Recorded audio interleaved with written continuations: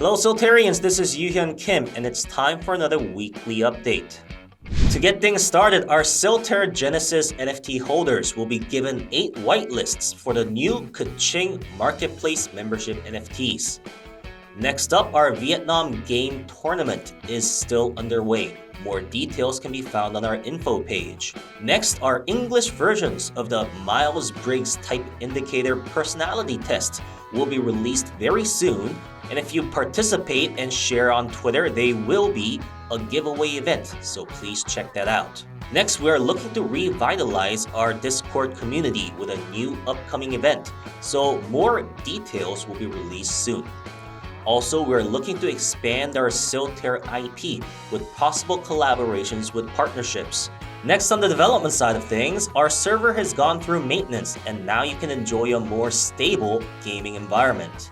Also, our inventory is coming up very soon. Last but not least, we will be showcasing our brand new game on the 14th, that is next Friday, so please make sure you don't miss out. On the operational side of things, our SIL token listing on various exchanges is still underway. Also, we are still in constant communication with members of our community, so if you have any feedback, please don't hesitate to reach out. That's it for this week. Until next Friday, bye-bye.